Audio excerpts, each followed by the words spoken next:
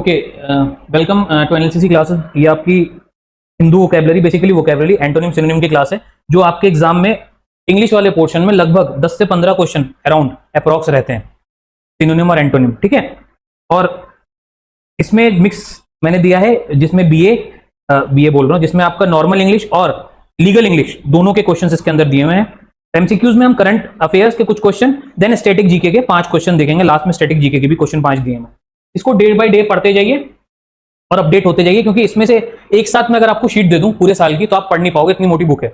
इसलिए थोड़ा थोड़ा करके देंगे और आप थोड़ा थोड़ा रोज रिवाइज करो। इसका तरीका ये होता है, आज मैंने पढ़ा है, कल मैं फिर पढ़ा रहा हूं, तो जब आप दूसरी क्लास पढ़ो घर जाकर के, तो क्या पहली क्लास को एक बार रिवाइज कर लिया, देख लिया, तो रोज क्या है पिछली क्लास रिवाइज साथ में करते जाओ, आगे बढ़ते जाओ, चीजें दिमाग में रहेंगी। ये नहीं कि पहले वाला छोड़ते जाओ, कभी भी ये मिस्टेक मत करना, रह जाओगे एग्जाम में। ठीक है, रोज का रोज रिवीजन, 5 मिनट लगता है, एक बार देख ही लो, देखने से काफी चीजें याद हो जाती हैं। ठीक है, चलो तो शुरू करते हैं। पहला जो है वो है वेरी इंपॉर्टेंट हिंदू वोकैबुलरी। देखो, basically times of India, Hindustan times और इंग्लिश के वेस अखबार में से आपके क्वेश्चंस आते हैं। उन्हीं में से मैंने ये कुछ निकाले हैं वर्ड्स जो कि पेपर के हैं। आपको अलग से अब अखबार पढ़ने की जरूरत भी नहीं, यहीं से पढ़ लो, काफी है। यही आपका आता है सिनोनिम, एंटोनिम, और उसका एक एग्जाम्पल सेंटेंस भी मैंने बनाया, देखिएगा। बटरेस, तो पहली बात तो कौन सी फॉर्म है ये भी लिख रखा है, ये मैं ज्यादा नहीं बताऊंगा, ये आपको इंग्लिश वाली मैम, समरीन मैम बताएंगे। बटरेस एक वर्ब है, ठीक है, जिसका इंग्लिश मतलब होता है स्ट्रेंथन करना, यानी मजबूत करना। इसका हिंदी मतलब आपको पता है, लिख लीजिए, समर्थन देना। बेसिकली इसका हिंदी मतलब हुआ समर्थन देना। समर्थन देना is the pure Hindi word. Okay, synonym कहते हैं जो इसके जैसे मीनिंग वाले वर्ड्स हो, यानी जो यही मीनिंग बताएंगे वो होते हैं सिनोनिम, जो इसकी उल्टी मीनिंग बताएंगे वो होते हैं एंटोनिम। सिंपल सी बात है। तो कुछ सिनोनिम मैंने यहां दिए, जैसे बटरेस का मीनिंग तो ये हो गया, तो इसका सिनोनिम क्या हुआ? सिनोनिम हुआ रेनफोर्स या फिर फोर्टिफाई। ये इसके दो मेन सिनोनिम है, बाकी आप 10-15 और गूगल से करके अपने आप इस शीट में अपडेट कर सकते हो। मेन जो है मैं लिखा दूंगा यहाँ। ठीक है, अब इसका एंटोनिम क्या होता है? स्ट्रेंथ यानी मजबूत, सिंपल वर्ड्स में। उसका दूसरा क्या होगा? कमजोर, वीकन। ठीक है, और इसका सेंटेंस क्या होगा? जैसे एग्जाम में अगर आता है ही बटरेस्ड, यहां पे क्या है? यहां पे ये ब्लैंक रहेगा, आपका एमसीक्यू में दिया रहेगा 4 ऑप्शन। तो ही dash his idea by religious belief, उसमें 4 ऑप्शन कुछ भी हो सकते हैं, जिसमें एक ही होगा, यानी ही स्ट्रेंथेंड हिज आइडिया। ठीक है, उसने अपने आइडिया को स्ट्रेंथ, मजबूती दी, कैसे? अपने रिलीजन पे यकीन करके, रिलीजन बिलीफ पे। इस तरीके से सेंटेंस में ये यूज होता है। Next is prominent. प्रोमिनेंट का मतलब है कॉन्स्पिशियस। ठीक है, अभी इसका हिंदी मतलब बाद में देख लेते हैं। सिनोनिम इसका क्या है? नहीं, सिमिलर वर्ड क्या है? नोटिसेबल और ऑब्वियस, यानी इसका जो सिंपल मतलब निकल के आ रहा है ऑब्वियस, यानी यार ये बात तो ऑब्वियस है, यानी ये तो होना ही था, होना ही चाहिए। ठीक है, और एंटोनिम क्या हो गया? इनकॉन्स्पिशियस, यानी जस्ट इसमें आपने इन लगा दिया। इसमें भी कंफ्यूज करता है एग्जाम में, काफी बार सिंपल ग्रामर आती है, उसमें अन भी लगा के दे देगा। ठीक है, इन की जगह अन दे देगा, वहां पे कहता है correct, choose the correct spelling. ऐसे भी क्वेश्चन आते हैं, तो आपको यहां से काफी चीजें क्लियर होंगी कि इसका एंटोनिम ये होता है, अन कोई वर्ड ही नहीं होता है इसके अंदर। काफी जगह पे अन आता है, जैसे अनप्रिडिक्टेबल, वहां इनप्रिडिक्टेबल नहीं होता है। वो क्यों होता है ये आप समरीन मैम की क्लास में, समरीन मैम से पूछिएगा जब वो आपको क्लास देंगे कि सर ने ऐसा बताया, तो ये ऐसा क्यों होता है, कहीं पे अन कहीं पे इन, उसका ग्रामर क्या रूल है वो मैम बताएंगे। फिलहाल हम मीनिंग की बात कर ले रहे हैं।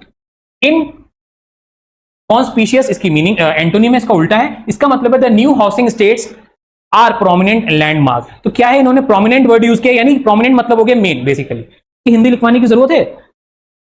प्रोमिनेंट मतलब यार जिसकी कोई वैल्यू हो, यानी जो होना ही हो, ये वाली चीज। Next is detention. डिटेंशन मैंने जस्ट अभी बताया आपको पॉलिटी वाली क्लास में। डिटेंशन मतलब किसी को रोकना, तो बेसिकली क्या? कस्टडी। इसकी हिंदी लिखवाने की भी जरूरत नहीं है, कस्टडी हो गया। सिनोनिम इसका क्या हो गया? इंप्रिजनमेंट, यानी जेल में डाल देना, या फिर कन्फाइनमेंट। ये इसके सिमिलर वर्ड है, यानी इन सबका मतलब क्या होगा? कस्टडी। कस्टडी मतलब किसी को अरेस्ट कर लेना। ठीक है, अब आइए एंटोनिम क्या होगा इसका? रिलिंक्विशमेंट, यानी छोड़ देना।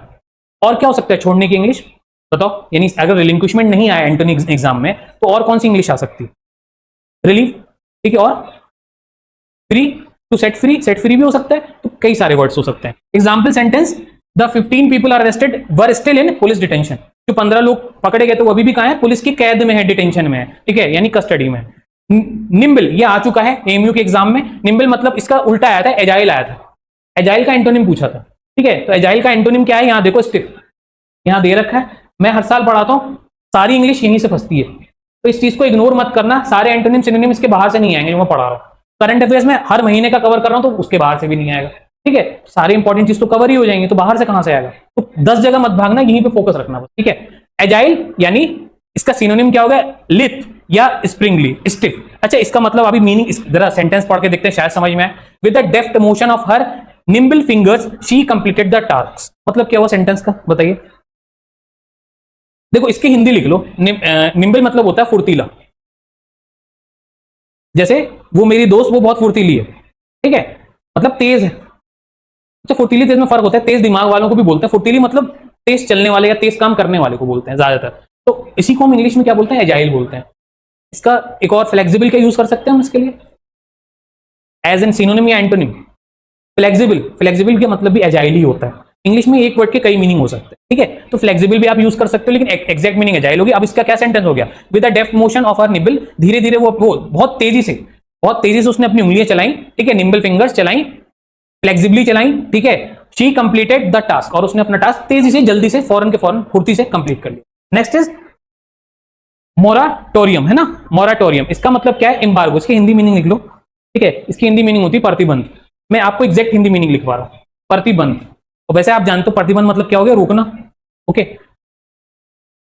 तो आप अब समझ गए कि इसका मतलब, अच्छा ये क्या है, नाउन है, ऐसे ऊपर वाला एडजेक्टिव था वो आप देख लेना। सिनोनिम इसका क्या हो गया, बैन करना, यानी अगेन रोकना। और क्या है, प्रोहिबिशन भी होता है, रोकना। Prohibition is a legal word. Prohibition ये लॉ में ज्यादातर यूज किया जाता है, मैंने इसको प्रोहिबिट किया, दैट मींस रोक दिया। एंटोनिम क्या होगा, रिन्यूअल, उसको फिर से शुरू कर दिया, मैंने रोका, मैंने ही शुरू किया। रिन्यूअल भी इसका एंटोनिम हो सकता है। ऐसा नहीं कि कोई चीज डायरेक्ट हो, स्टॉप, स्टॉप भी इसका हो जाएगा एंटोनिम। पर ज्यादा सही क्या है, अगर मान लो कि ज्यादा सही चूज करना हो 4 ऑप्शन में, तो उसमें सबसे सही होगा रिन्यूअल। स्टॉप भी सही है पर रिन्यूअल ज्यादा सही है, ठीक है। एग्जाम्पल सेंटेंस में देयर वाज अ मोराटोरियम, ठीक है, इसी से बना दिया, on the use of drift nets, मतलब क्या हो गया, वहां पे हमको मना था उस नेट्स में खेलना या उस नेट्स का यूज करना, सिंपल वर्ड्स में। अगला क्या है, मिस्टीरियस। मिस्टीरियस आप जानते हैं, कोई चीज जो जिसको आप समझ ना पाओ, ठीक है, यानी एनेग्मेटिक। एनेग्मेटिक आ चुका है एमयू में अभी रिसेंटली, एनेग्मेटिक आया था। एनेग्मेटिक का आपका सिनोनिम पूछा गया था, वहां पे था इन स्क्रू टेबल, ये वाला ऑप्शन दे रखा था सिनोनिम में, ठीक है। और दूसरा क्या होता है इसका, सीक्रेटिव होता है, छुपाना, ठीक है। ओपन, इसका उल्टा क्या हो गया भाई, मिस्टीरियस, यानी कि मैं अपने आप को छुपा के रखा हूं, यानी मैंने क्या करा। ओपन का उल्टा क्या हुआ, क्लोज। क्लोज भी इसका, ओपन का एंटोनिम क्या होगा, ओपन का एंटोनिम, ओपन का क्लोज हो जाएगा एंटोनिम, ठीक है। Example, she was mysterious about herself but sad plenty about her husband. वो अपने बारे में तो कुछ नहीं बताया, उसने छुपा के रखा, पर अपने हस्बैंड के बारे में सब कुछ बता दिया, ठीक है। यानी ओपन थी वो अपने हस्बैंड को लेके। थ्राइव मतलब, थ्राइव भी आ चुका है एग्जाम में, थ्राइव मतलब होता है फ्लोरिश, ठीक है। अब इसका सिनोनिम देखो, प्रॉस्पर या फिर बर्गियन। ये तो और टफ है, लेकिन देखो बर्गियन, ये सब वर्ड याद रखना, एग्जाम में अगर आ गया तो वहां भूलना नहीं है आपको।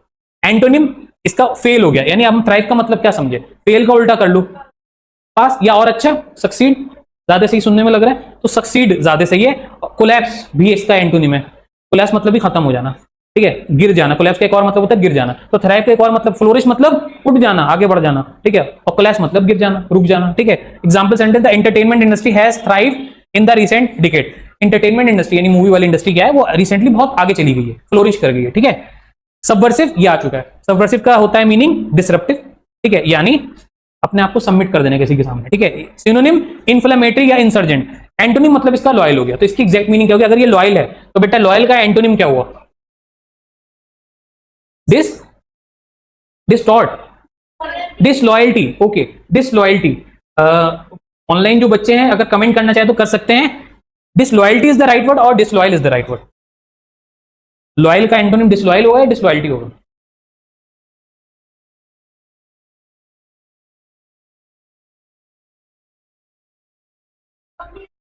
नहीं ग्रामर मत जाओ ना अभी हम सिर्फ एंटोनिम और सिनोनिम देख रहे हैं, सीधा और उल्टा, ठीक है। अगर मैं सीधे उल्टे की बात करूं तो लॉयल का उल्टा क्या होगा, डिसलॉयल, ठीक है। अब देखो इसमें अनलॉयल या इनलॉयल नहीं होता है, इसमें डिस होता है, ठीक है। ये क्यों होता है, you will ask with Samreen ma'am, okay, पूछ लेना आप आराम से। एग्जांपल सेंटेंस में आओ, he was seen as a potentially subversive man within the party, तो एक मीनिंग होगी नॉर्मल। अगला देखो कैप्टिवेट, कैप्टिवेट मतलब होता है इथरल, सॉरी एंथ्रल, यानी इसका सिनोनिम हो गया चार्म या फिर इनकहेंट, ठीक है। चार्म जानते हैं आप, what do you mean by charm, okay, कह सकते हैं। तो एंटोनिम क्या लिखा है, रिपल लिखा है। रिपल मतलब उल्टा, हाँ, चार्म मतलब अट्रैक्टिव हो गया, ब्यूटी भी कह सकते हैं, ठीक है। रिपल मतलब उसका उल्टा हो गया, पलट देना, ठीक है। हिंदी लिखाने की जरूरत तो है नहीं। He was captivated bye her beauty, उसकी ब्यूटी से क्या था, कैप्टिवेट हो गया, यानी उसमें क्या हो गया, उसकी चार्म में फंस गया, ऐसे समझ लो, ठीक है। नेक्स्ट इज अबेंडन्ड, ठीक है। अबेंडन मतलब छोड़ देना कोई चीज, या कोई चीज खाली पड़ी हुई बहुत सालों से, कोई प्लॉट, हम क्या बोलेंगे, अबेंडन प्लॉट है, खाली पड़ा हुआ है। फॉर एग्जाम्पल ये, सॉरी, मीनिंग अनइनहेबिटेड, इसका उल्टा क्या होगा, इनहेबिटेड, ठीक है। अनइनहेबिटेड और इनहेबिटेड, ठीक है। और हैबिटेड भी हो सकता है सीधे, ठीक है। हैबिटेट जहां लोग रहते हो, इनहेबिटेड जहां पे लोग रहना शुरू कर दें, और अनइनहेबिटेड मतलब जहां पे कोई नहीं रहता, ठीक है। रेकलेस और अनरिस्ट्रेंड इसका सिनोनिम हो गया, ठीक है, और एंटोनिम उसका हो गया रेस्ट्रेंड, ठीक है, यानी रेस्ट्रेंड मतलब ये सही लिखा हुआ मीनिंग। इसका सेंटेंस पढ़ो, ही परफॉर्म्ड अ वाइल्ड एबंडेंट डांस, मतलब क्या हुआ, उसने परफॉर्म किया डांस, ऐसा डांस जो कि वाइल्ड था, बिल्कुल जंगलियों जैसा डांस किया, ठीक है, एबंडेंट मतलब अब आज के टाइम में कोई ऐसा डांस करता नहीं है, आज बड़ा बेहुदा टाइप का डांस किया फॉर एग्जाम्पल, तो क्या होगा, ये तो खैर एक सिंपल मीनिंग होगी। रेस्ट्रेन इसका एंटोनिम क्या होगा, ऐसी कोई चीज जो चीज आपने करी लेकिन वो के मायने कुछ नहीं थे, ठीक है, मतलब करा तो सही लेकिन उसका कोई मीनिंग नहीं निकला। लेकिन यहां पे क्या, यहां तो आप कोई चीज कर ही नहीं रहे हो या कोई चीज पकड़ ही नहीं रहे हो, ठीक है, तो वो क्या हो गया, अनइनहेबिटेड का मतलब, ठीक है। इसका और एंटोनिम क्या होगा, देखो एबंडेंट का कोई चीज खाली, तो एक तो वही हो गया इनहेबिटेड, ठीक है, दूसरा क्या होगा एंटोनिम इसका, रेकलेस को उल्टा कर लो, रेकलेस का उल्टा क्या होता है, रेकलेस का जाहिर सी बात है कि सिनोनिम है तो उसका एंटोनिम क्या होगा, ठीक है, रेकलेस का केयरफुल हो जाएगा, और अनरिस्ट्रेंड का, अनरिस्ट्रेंड का ही रेस्ट्रेंड, अनरिस्ट्रेंड का ही है रेस्ट्रेंड यहाँ पे दिया हुआ, ठीक है। अब आइए, ये 1 जून के लिख लीजिएगा, ये 1 जून 2025 के करंट अफेयर्स हैं जो मैंने 20 क्वेश्चन दिए हैं। पहला क्वेश्चन देखिए और वी विल आंसर, तो आई थिंक पहले का आंसर उसमें दिया हुआ है आपकी शीट में, दिया हुआ आई थिंक। चलिए, तो रिसेंटली 1 जून की न्यूज है ये कि किस डिस्ट्रिक्ट को became the first district in India to meet 100% electricity demand through solar energy. ऐसी कौन सी डिस्ट्रिक्ट बनी है इंडिया में जिसने 100% पूरी एनर्जी अपनी, मतलब पूरी बिजली वो सोलर से करवा दी सभी घरों पे, मतलब वहां बिजली आती है नहीं आती उससे फर्क नहीं पड़ता, उनके यहाँ सोलर चल रहा होता है जिससे उनके घर चल रहे होते हैं। तो ऐसा कौन सी पहली डिस्ट्रिक्ट बनी है इंडिया के अंदर जो ये काम कर रही है? आंसर इसमें दिया हुआ है, अगर शायद आपके में दिया हुआ, be due, Daman and due, दमन में के साथ जो आपका लगता है वो ड्यू, उस जगह पे ये किया गया, बहुत छोटा सी जगह है, ठीक है। उसके बाद recently which digital platform has launch by the department of post of the ministry communication. कौन सा अभी रिसेंटली ऐसा डिपार्टमेंट है जिसने कम्युनिकेशन का काम शुरू किया है मिलकर के पोस्ट ऑफ मिनिस्ट्री के साथ, ठीक है, इनमें से कौन सा है? क्या एनी गेस, ऑनलाइन ऑफलाइन? नहीं पता है, लिख लीजिए, ये दोनों हैं इसमें, बोथ ऑफ दीज आंसर है इसका। नो योर डिजिपिन, ये एक सर्विस शुरू की गई है, और साथ में नो योर पिन कोड, ये भी सर्विस शुरू की।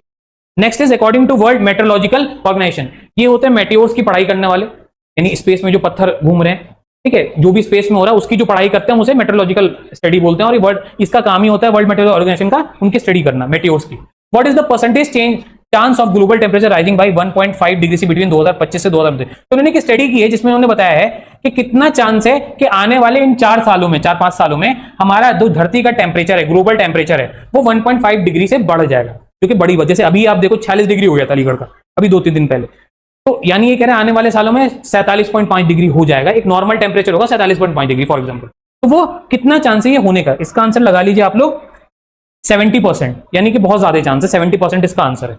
Recently, the central government has approved 2 major railway multi-tracking project costing how much in Madhya Pradesh and Maharashtra. तो सेंट्रल गवर्नमेंट ने एक प्रोजेक्ट के लिए पैसे दिए हैं रेलवे के, जिसमें मल्टी ट्रैकिंग, एक के बजाय कई सारी ट्रैक्स बनाई जा रही हैं, जो मध्य प्रदेश और महाराष्ट्र के बीच में, उसको बनाने में कितना खर्चा है। ये सब क्वेश्चन आपके में नहीं आते हैं, आप इन्हें छोड़ सकते हो, पढ़ लो क्योंकि मैंने बना दिया है। तो क्या है फोर्थ का आंसर? इसका है 3399 करोड़। क्वेश्चन जो आपका आ सकता है वो पहले के 2 से आ सकता है इसमें, ठीक है। अब आगे चलो 5th वाले पे। Recently, the Central Board of Secondary Education, यानी SSC, has directed how many schools across India to set up sugar boards। तो भाई इस बोर्ड ने कितने स्कूल्स को बोला है कि शुगर बोर्ड लगाइए, अपने आप बोर्ड हटा करके शुगर के बोर्ड्स लगाइए, ठीक है। कितने स्कूल को बोला गया ये चीज, ठीक है। क्या इसका आंसर दिया हुआ आपकी शीट में? नहीं दिया हुआ है। इसका भी आंसर बेटा सी है, 2400। Next is on which date was international, ये इंपॉर्टेंट है, इसको अंडरलाइन कर लो इंपॉर्टेंट में। On which date was International Day of United Nations peacekeeper celebrated recently. UN का सवाल आपके एग्जाम में हर साल एक रहता है, लेकिन यूएन से कुछ भी सवाल हो सकता है, तो वो ये भी हो सकता है इस साल। International UN day peacekeeper वाला किस दिन मनाया जाता है? इसका आंसर है बी, 29 मई। Next is question number 7, in which country has the 22nd Shangri-La dialogue been organise recently. तो ये कहां पे रिसेंटली, 2 डायलॉग मतलब होता है जब 2 कंट्री बैठ के कुछ चीजों को डिस्कस करती हैं आपस में, तो ये कहां हुआ है, मतलब किस जगह पे हुआ है? तो देखो क्या आंसर होगा, एनी गेस? नाम से कुछ लग रहा है, शंग्री कहां का हो सकता है? बिल्कुल ठीक है, सिंगापुर का है, और ये सिंगापुर और इसके बीच में हुआ है, इंडिया के बीच में हुआ है, ठीक है। Recently dash anniversary of Goa state day, very important. Goa का स्टेट डे मैं आपको पढ़ाऊंगा भी कि गोवा कब आजाद हुआ था, मेरे कोर्स में भी है, ठीक है। तो अभी रिसेंटली कौन से नंबर का गोवा का आजादी दिवस मनाया गया? 36, 37, 38 या 29। देखो हमारा देश जब आजाद हुआ था, गोवा बाद में आजाद हुआ था। गोवा पोर्तुगीज के अंडर में था और इंडिया वाकई ब्रिटिशर्स के अंडर में था। तो गोवा को हमने बाद में छोड़ा है, लगभग 1965 के आसपास छोड़ा है, जबकि हमारा देश 1947 में आजाद हो गया था। तो अभी जो दिवस मनाया गया, जाहिर सी बात है यहाँ पे कम टाइम होना चाहिए ना, तो कौन सा वाला दिवस मनाया गया? अच्छा, गोवा आजाद हो गया, उसको फिर स्टेट का दर्जा, यानी इंडिया ने उसको इंडिया की स्टेट और भी बाद में माना, 75 में जाके अराउंड या 78 के आसपास उसे स्टेट का दर्जा दिया गया गोवा को। उससे पहले गोवा को एज ए टेरिटरी रखा गया था। तो यहाँ पे क्वेश्चन के स्टेट डे कब मनाया गया, क्या आंसर होगा? Any guess? नहीं पता होगा इसको लगा लो बेटा। तो आंसर है डी, 39। ओके। रिसेंटली नोमेटिक एलिफेंट, एक तरीके का एलिफेंट होता है, सब बंद कर दो, सब बंद कर दो, कंप्यूटर सब, टीवी सीसीटीवी सब बंद कर दो और चले जाओ। ओके, नेक्स्ट लगाइएगा क्वेश्चन नंबर, कौन सा था बेटा?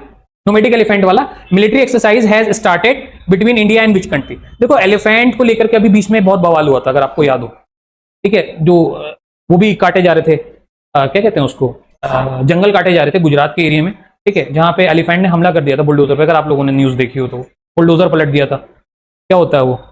बुलडोजर ही होता है, क्या होता है वो? जेसीबी पलट दिया था।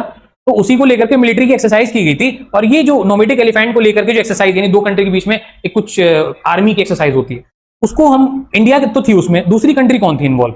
ये इसका 9th का आंसर लगा लीजिए प्लीज, सी, मंगोलिया। इंडिया और मंगोलिया के बीच में एक्सरसाइज की गई थी। In which country as the Rabindranama art exhibition, Rabindranath Tagore को लेकर के एक एग्जीबिशन मनाया जाता है हर साल। तो इस बार किस कंट्री में ये मनाया गया है? ठीक है, इसका आंसर बेटा B, Bangladesh. Which date is celebrated as World Milk Day? Very important. अभी रिसेंटली वर्ल्ड मिल्क डे मनाया गया है, रिसेंटली, बिल्कुल, ठीक है। कब मनाया गया? ठीक है, मालूम है आप लोग को? 1 जून, ठीक है, 1 जून लगा लीजिए।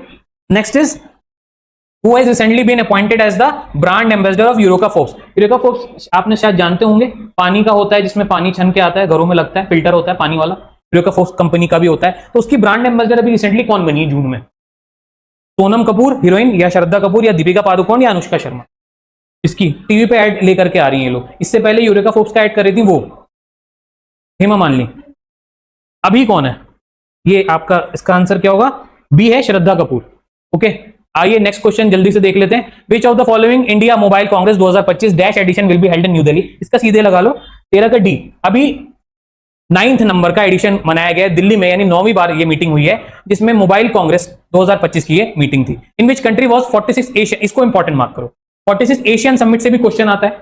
ये कुछ बॉडीज जैसे यूएन हो गया, G7, G20, एशियन, इनसे क्वेश्चन रहते हैं। एशियन समिट 46वें नंबर की हुई है, तो क्वेश्चन में ही बता दिया आपको, एक चीज और इंफॉर्मेशन दे दिया, 2025 की हुई कहां पर है? Very important question for exam, very important. ठीक है, क्या आंसर होगा इसका? मलेशिया लगा लीजिएगा। अच्छा, इसमें एक होमवर्क है आप लोग के लिए, ऑनलाइन हो चाहे ऑफलाइन हो। इसमें एक होमवर्क ये है कि इससे पिछली वाली कहां मनाई गई थी, ये आप लोग स्टडी करके आइए, मैं कल पूछूंगा, चाहे ऑनलाइन बच्चे हो चाहे ऑफलाइन हो। और अभी जवाब देने की जरूरत नहीं ऑनलाइन वालों, कल का क्वेश्चन है तो कल ही जवाब दीजिएगा, पिछली वाली किस कंट्री में सेलिब्रेट हुई थी। अच्छा, उसके अलावा एक और देख लीजिए जो हमने अभी पढ़ा, यूएन वाला कहां गया? यूएन वाला ऊपर है ना,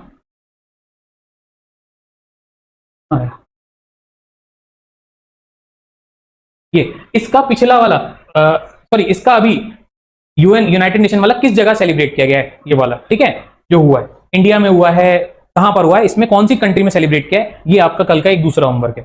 ठीक है, नहीं आप बताएंगे तो मैं बता दूंगा, कोई मसला नहीं है, लेकिन आप लोग पढ़ के आइए। अगला देखिए, which states UTs have participated in operation shield mock drill. एक ऑपरेशन किया गया था, तो कौन कौन सी सिटीज ने पार्टिसिपेट किया था और कौन कौन सी यूनियन टेरिटरीज ने पार्टिसिपेट किया था मई 21, 2025 को इस वाले प्रोसेस में? Question number 15, any guess online? Sir daily शाम से स्टार्ट हुआ करेंगी क्लासेस? जी बेटा, ये डेमो क्लास है, तो 1-2 दिन ये ऑनलाइन जाएगी, ठीक है, उसके बाद ये प्राइवेट हो जाएगी। जो लोग ज्वाइन करेंगे कोचिंग, उन्हीं को ये क्लासेस मिलेंगी, ठीक है। ओके, ऑन ने आंसर दे दिया। अच्छा बेटा, आप लोग को क्या लग रहा है इसका आंसर 15 का? लगा लीजिए ऑल ऑफ द अबव, सारी ये जितनी स्टेट्स हैं सबने पार्टिसिपेट किया था। स्टैटिक जीके का क्वेश्चन देख लेते हैं। Which of the following events occurred first during the Indian national movement? अभी स्टैटिक जीके क्या बेटा, यानी वो जीके जो हो चुकी है, जनरल नॉलेज, और आपको पता होनी चाहिए, है ना, इंपॉर्टेंट है ये। तो आप लोग गेस करो, ये करंट अफेयर्स नहीं है। क्या होगा इसका answer? Indian national movement Congress द्वारा रन किया गया था, ठीक है, और इसको पहली बार क्या पूछ रहा है? और अच्छा, इनमें से इंडियन नेशनल मूवमेंट क्या, इनमें से कौन सा पहला, यानी ये चारों मूवमेंट इंडियन नेशनल मूवमेंट का पार्ट है, उनमें से पहला कौन सा है ये पूछ रहे हैं, ठीक है। क्या आंसर होगा? पार्टीशन ऑफ बंगाल, नहीं पार्टीशन ऑफ बंगाल इसका आंसर है। ठीक है, अब इसमें क्वेश्चन आपके लिए होमवर्क क्या है, इसमें जरा सा इसमें भी होमवर्क नोट करो कि साइमन कमीशन का अराइवल किस ईयर में हुआ, सबके ईयर लिख के लाओ। पार्टीशन ऑफ बंगाल किस ईयर में हुआ, मैं क्यों आपसे लिखवा रहा हूं, आप लिखोगे तो आपको याद हो जाएगा। पार्टीशन ऑफ बंगाल या साइमन कमीशन के क्वेश्चन एग्जाम में आते हैं हिस्ट्री वाले पार्ट में। ठीक है, खेड़ा सत्याग्रह छोड़ सकते हो। दांडी मार्च कब हुआ, किसने करा था दांडी मार्च, ठीक है वो तो पता है आपको। साइमन कमीशन में जो हेड किया था साइमन कमीशन को, साइमन साहब नहीं किया था, ब्रिटिश गवर्नर थे। ठीक है, ये और ये डी वाला कब कब हुआ, किस ईयर में, ये आप लोग नोट करके। Okay, next is which gas is mainly present, cow dung gas. अब ये बहुत बेसिक क्वेश्चन स्टैटिक जीके का, कभी कभी आपका बायोलॉजी केमिस्ट्री से क्वेश्चन आ जाता है, बहुत बेसिक, तो मैं बेसिक क्वेश्चन आपके लिए लेकर के आऊं। Which gas is mainly present in cow dung gas.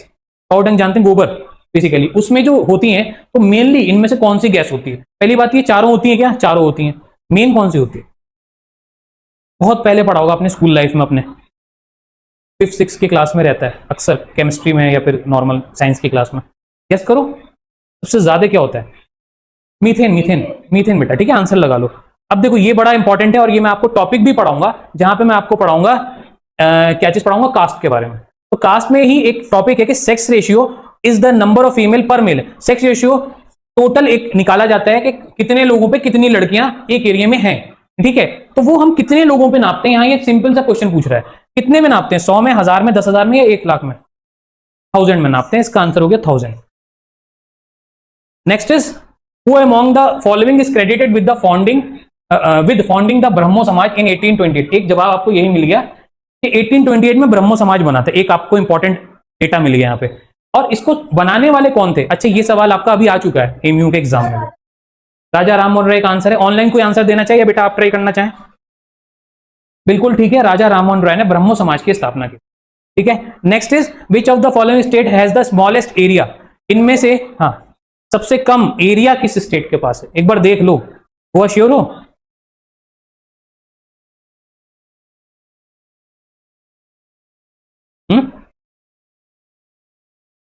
बेटा आसाम है आंसर, क्रॉस चेक करके हो कि गोवा किस चीज में स्मॉलेस्ट है। चलो ये होमवर्क है, कल मैं बताता हूं।